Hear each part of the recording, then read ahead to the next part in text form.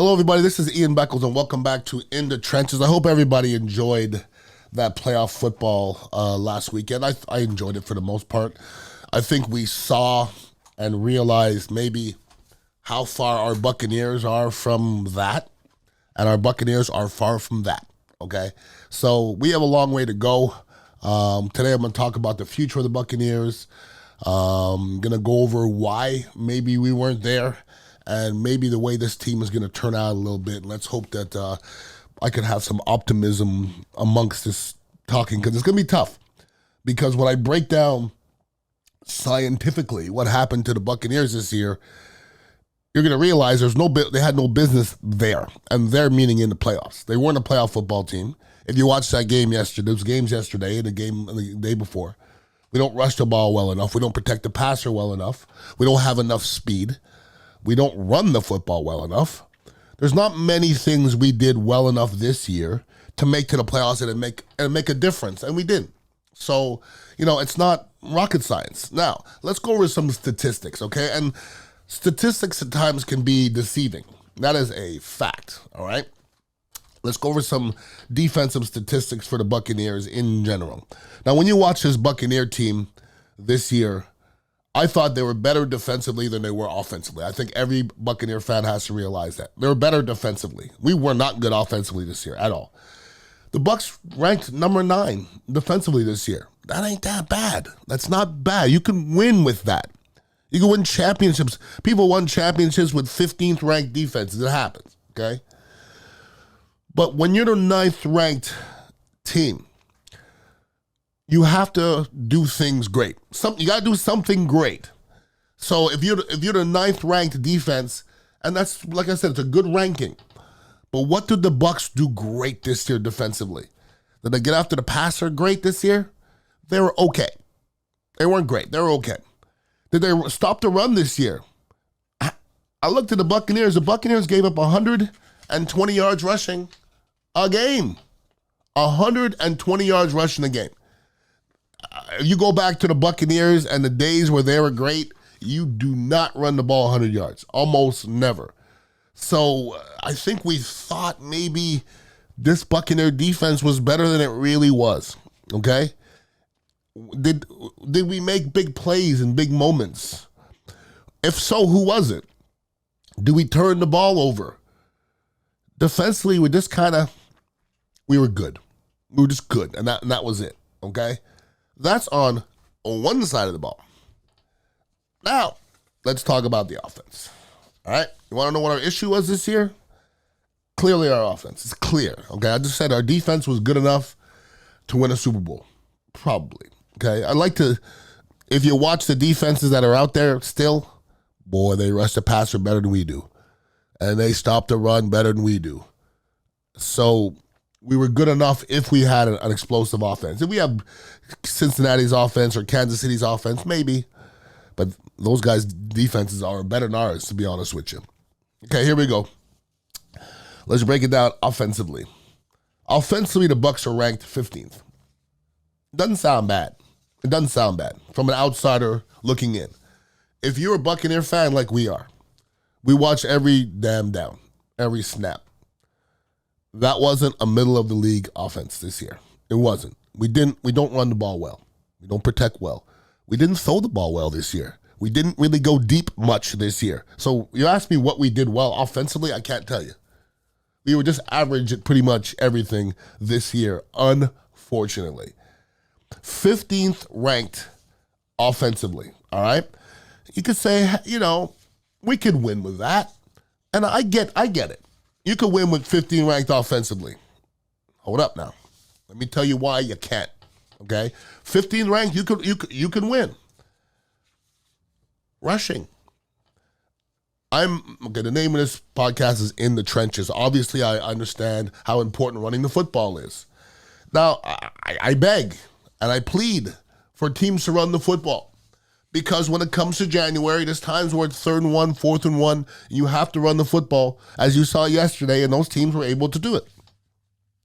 Our Buccaneers were ranked 32nd running the football this year.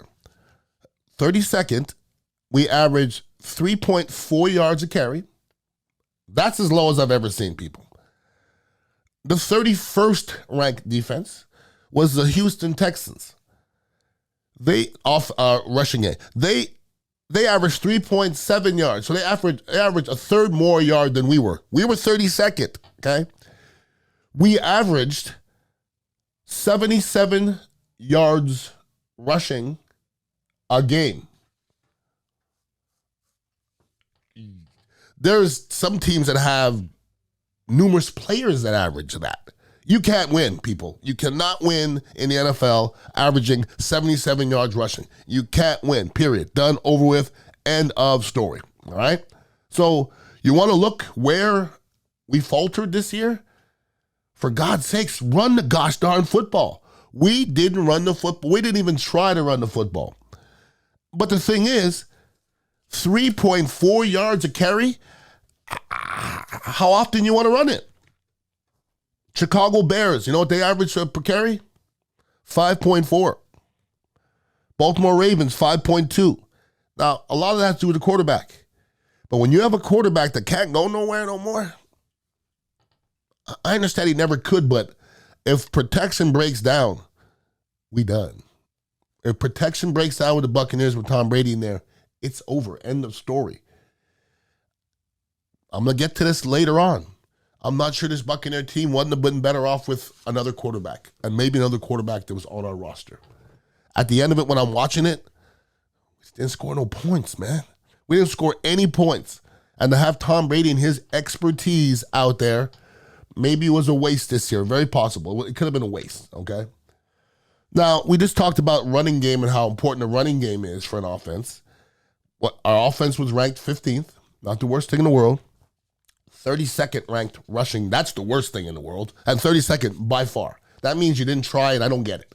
And at the end of the season, in a way, I wanted to defend Byron Leftwich, but when I see that, I can't defend him no more. You didn't try. You didn't give the offensive line a chance to win a football game. Not one time this year. Points per. The Bucs, 25th. Points per. With Tom Brady, 25th. Last year, this Buccaneer team played poorly and scored 35 points offensively. This year, 18.4 points a game. It's not close to being enough, okay? Kansas City Chiefs scored 496 points this year, and the Buccaneers scored 313. It's not the same sport. The Kansas City Chiefs are not playing the same sport as the Tampa Bay Buccaneers played this year, okay? So if you want to look to see the issues, there's a lot of issues this year. And we can blame Todd Bowles if you want. We can blame Byron Leftwich if you want. Can blame anybody. It was collective. You could go all the way up to the front office and Jason Light. There's a lot of things that were done this year that didn't make any darn sense. And there's going to be a lot of decisions that need to be made going forward that is going to really say a lot for the future of this Buccaneer team. Because, we're going to talk about reloading and rebuilding. The Bucs aren't reloading. The Bucs aren't. You reload from a Super Bowl year. You don't reload from an 8 and 9 year where, you didn't score any points. You don't reload from that. You have to rebuild. So the Bucs are going to be doing some rebuilding. From what I hear, the Bucs are 35 point something million dollars over the cap, or Brady is $35.4 million of dead money if he goes away. Okay, the Bucs themselves are $44 million over the cap. So, where do you think they go from here? Does anybody think Tom Brady's coming back? I'm not putting my hand up. I don't think he's coming back. From what I hear, the way he said goodbye to his teammates, a lot of them think that's done. And you know your brother. You know how your brother acts. You know how your brother feels. I think they know that. But if Tom Brady doesn't play here next year, and I'm to a point where I don't know if that's even a good thing or not. I don't even know if Tom Brady should play here next year. Does anybody think if Tom Brady plays next year, this Bucs team is going to make the playoffs? I don't. Because there's going to be a lot of decisions that need to be made. And when you win a Super Bowl, sometimes you got to kind of pay the piper after that. The piper's coming. And the Bucs are going to have to pay the piper here pretty darn soon, okay? It hits the end of the road. And this might be the end of the road. So there's going to be a lot of restructuring going on in the offseason. And let me tell everybody something about restructuring. Everybody always gives the athletes love for restructuring their contract. They're not doing anything crazy. If you make $100,000 in 2023 and your boss comes up to you and say, hey, we want to give you $70,000 up front, you're going to say no? That's all restructuring it is. That's all it is. So there's a lot of people out there that are be there for restructuring. Godwin, for one, for sure, he's going to be a $24 million hit. That's going to be big. Shaq Barrett just signed a big deal. We need Shaq Barrett, but it's going to be worth a lot of money. He may be somebody restructures, sit back, do a little something. Ryan Jensen, we're going to have to make some decisions about Ryan Jensen. Don't know. Well, I think he has one more year in his contract. Do you bring him back? Do you put the young kid back in? It's a decision you have to make. The decisions, you have to weigh things, okay? There's a salary cap hit, and then there's dead money. So do you cut somebody and pay for them to not be there? That's the question, okay? Vita Vea, another guy, signed a big deal. Are we better with Vita Vea? Yes. Is Vita Vea worth the money he's getting? I didn't see it. Not this year, okay? Donovan Smith, believe he's in the last year's contract. We weren't worse without him. We weren't. And when you're talking about giving somebody $30, $40 million to be below average, to me, that's an easy decision. When Wells went in there, we weren't much worse. We weren't much better, but we weren't much worse. And that Walton kid, I didn't hear his name as much as I heard Donovan Smith when Donovan went down. So that's going to be a decision to make. Cameron Brate, that's done.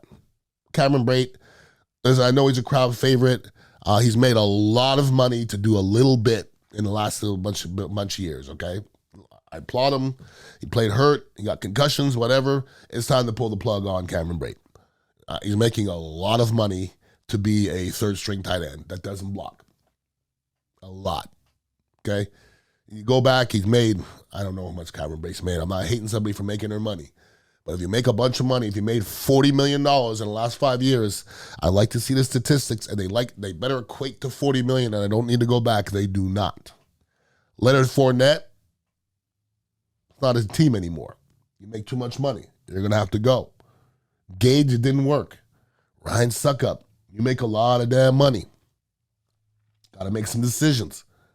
So the Buccaneers have a lot of decisions to make here in the offseason.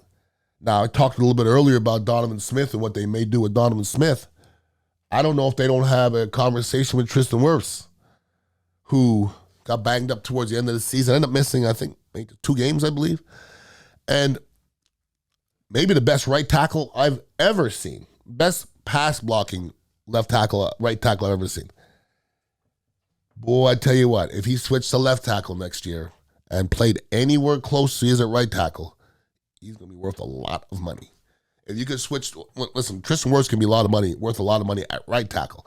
Mess around and put him at left tackle, and he does the same thing, he's going to be worth $40 million because he's the best I've seen. All right?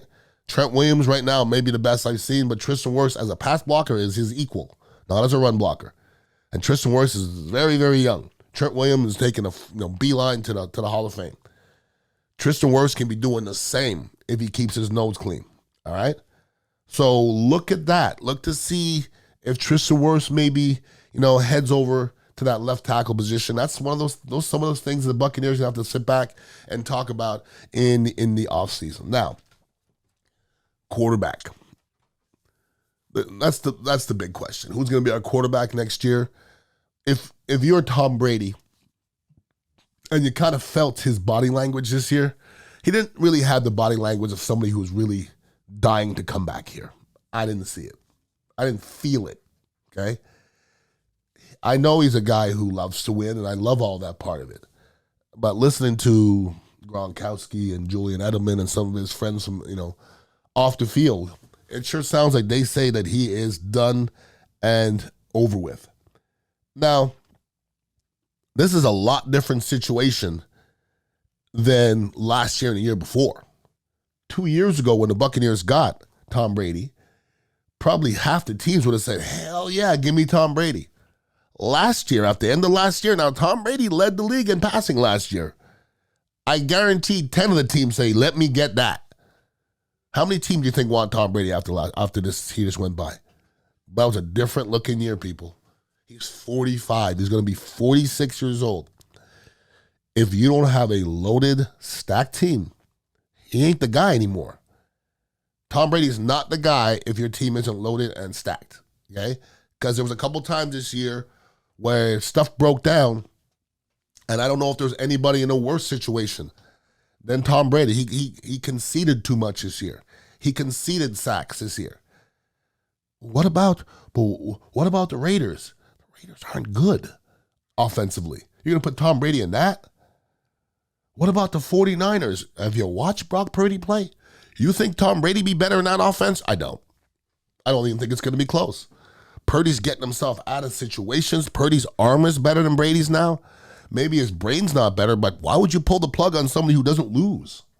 Purdy doesn't lose. He hasn't lost yet. Why are we talking about Tom Brady going to San Francisco when they have a quarterback that hasn't lost yet? It's disrespectful to that young man, okay? So let's see. The NFL itself has been quite, kind of breaking us in with all these Europe games. I think next year's going to be 5 European games. I'm going to let everybody know right now. Expansion in the NFL is inevitable. There's going to be 4 European teams soon. No doubt in my mind. There's going to be so much money piling in the NFL. There's going to be 4 European teams very, very soon. Tom Brady and the way he was involved with shenanigans and tomfoolery in the offseason last year, don't be shocked if maybe he is talking with the Dolphins again. The Dolphins, what are they going to do with Tua? They don't know. Don't be shocked if, Brady and Sean Payton maybe are in cahoots for maybe 1 year. Brady's going to want to own a piece of something. Maybe if you're the Raiders, you say, let me come here for 1 year. Let me give you a little piece of this. And then maybe you don't know. It's Tom Brady. It's not the same as everybody else, okay? And if you want to know if the Buccaneers want Tom Brady to come back, I don't know that for a fact. Do you think the Buccaneers are going to win with Tom Brady next year? I don't. So is it time to start over? Because the Buccaneers strong-armed you into buying next year's or this year's tickets. You already bought them. It's already sold out. It doesn't matter if it's Kyle Trask or Blaine Gabbert or Tom Brady. The tickets are sold out. So if you're going to say we're going to bring Tom Brady in just to sell tickets, the tickets have been sold already.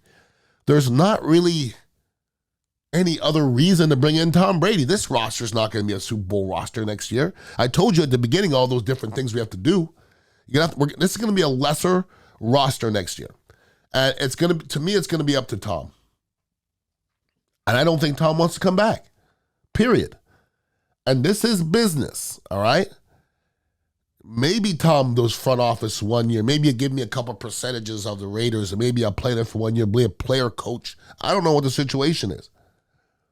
But it's Tom Brady, and it's not the same situation as everywhere else. If Tom Brady does sign somewhere, immediately they're going to sell out their tickets. Immediately. So how many other quarterbacks can do that? So he definitely does have, some kind of power out there. And he's still Tom freaking Brady, okay? He's Tom freaking Brady. He's going to be that till he dies. I personally think Byron Leftwich fell on the sword. Going over the statistics that I said, it's something that has to be done because you have to have a change. When you come in 32nd in anything, change is very necessary. But if you ask me, as a former player, where the blame was, I'm putting 80% on the players and 20% on the coaching. You could call any play. You can call a play that has 4 streaks, but if the quarterback doesn't want to hold the ball, it ain't going to work. You can call any play. You call any running play, but if you're only getting 3.4 yards a run, what the hell are you doing? So, okay, we fired Byron Leftwich and a bunch of other coaches resigned. That's okay. That's good, probably for the Buccaneers, but I'm blaming the coaching way less than the players. The Bucs just weren't that good offensively this year, okay? And look around the NFL for quarterbacks, and the four quarterbacks who are still in the playoffs are great quarterbacks. Purdy is looking great, but the other three are legitimately great. And then look around the NFL for what else is out there. Lamar Jackson, who had his PCL. Now, there's detractors out there that were like, he should have played, he should have played, he should have played. How dare you? How dare you do that? So for a guy that was getting his head smashed in his whole career and was out there without a contract and people said he shouldn't have been, and to have a PCL tear, and for him to not play in a game and you say that it's he should be in the game, shame on you. Personally, I never question an NFL player and his heart. I won't do it. I'm not doing it, okay? The Ravens, that organization, left him out to dry. And he bet on himself. So you want somebody to betting on himself to play 60% in a playoff game? You really want that, huh? And the team who didn't give you your money when you should have got it the last 3 years, and you had to bite it and bite your lip, you're gonna sacrifice for that team? Would you? Would you? So wherever you work, if they underpay you, and it's time for you to sacrifice, you're gonna sacrifice? Ask yourself that, okay? Listen, I sacrificed. I played hurt. I re-signed with the Bucs. When I thought, when it comes back, they're going to reciprocate and they're going to show me loyalty. Ask me if I got loyalty on the back end. There's no loyalty in the NFL. I hope everybody knows that. I know that the tough way, okay? And looking at the quarterback situation in the NFL, the quarterback situation is so important, as we're seeing in the playoffs right now. Joe Burrow is going to win one. Joe Burrow is going to win a Super Bowl. He's that good. If he stays healthy, he's going to win a Super Bowl. If not this year, okay? When you go up against the Bills, who look like they had everything going for them, momentum, the whole 9 yards, at home, snowing, the whole thing, the whole Damar Hamlin thing, who was in the stands. It's only 20 days away from him having duo cardiac arrest on the field. The Bills missed the running game. The Bills missed Von Miller and that pass rush. The Bills just didn't have as many good football players as the Bengals did. Now, the Bengals are going to mess around. They're going to play against Kansas City. And I said before, Kansas City scares me offensively. But defensively, that Kansas City pass rush did not look great. Chris Jones against the Bengals, the guards, that's going to be the key. If Chris Jones balls out, that's the key to me. If the guards handle him, I don't think they have a chance. And Buffalo fans, I feel for you. I feel for you and what you've gone through throughout all those years. If you're a Philadelphia fan, I played there for 2 years. Jalen Hurts is a winner. The Eagles dismantled the G-Men. And the thing is, everybody will look at that game and say, the Giants don't deserve to be there. The Giants won a game to be in the playoffs. They deserve to be there. It's a process. They 100% deserve to be there. And everybody was like, well, the Cowboys didn't deserve to be there. Yes, they did. It's a process, people, okay? Now, during this process, and everybody's talking about Dak and Dak this and Dak isn't this and Dak isn't this. What Dak isn't is he's in the same position as Lamar where he should have been paid, okay? So Dak makes a lot of money, and that's not his fault. That's Jerry Jones's fault that he messed around and effed up that contract. Okay, so Dak's got $45 million. He deserved every penny of it because he was underpaid. Okay, the Niners defense is great. The Buccaneers defense wasn't. The Dallas Cowboys defense is very good. As I told you before they played, I just thought that Tom Brady was going to do something. He just didn't. But that game was won in the trenches, as it normally does. It's always won in the trenches. Rushing the ball down their throat. Run the football, okay? I'm not sure that the Dallas Cowboy team isn't better with Cooper Rush. And I'm going to say something else that may upset some Buccaneer fans.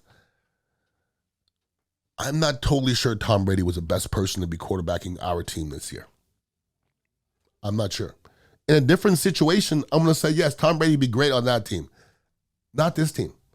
This team wasn't stacked. It wasn't solid. O-line wasn't solid. Tight end, not solid. Receivers, okay.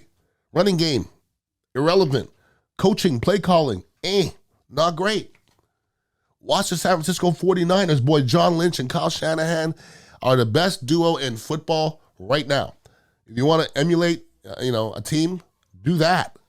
Get good football players, and it doesn't matter who your quarterback is. That's what they're doing in San Francisco, and that's the way to do it. Niners playing the Eagles.